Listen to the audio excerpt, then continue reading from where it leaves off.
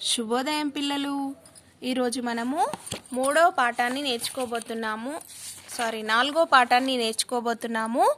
నాలుగో పాఠం యొక్క పేరు వెలుగుల పండగ దీపావళి. వెలుగుల పండుగ దీపావళి. మనం పండుగలలో ఏమేం జరుపుకుంటాము? దసరా, ఉగాది, దీపావళి, వినాయక చవితి, ఇలా చాలా పండుగలు జరుపుకుంటాము. అందులో ఒకటి దీపావళి. మనం ఈరోజు దీపావళి గురించి తెలుసుకోబోతున్నాము. చూడండి పిల్లలు, మన దేశమంతా జరుపుకునే పండుగ దీపావళి. దీపావళి అంటే దివ్యల వరుస. దీనిని 2 రోజుల పాటు ఉత్సాహంగా జరుపుకుంటారు. దీపావళి పండుగ జరుపుకోవడం వెనుక ఒక కథ ఉంది. నరకాసురుడు అనే రాక్షసుడు చాలా దుర్మార్గుడు.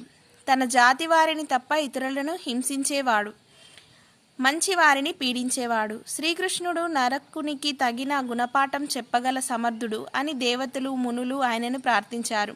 వారి మొర విని తన భార్య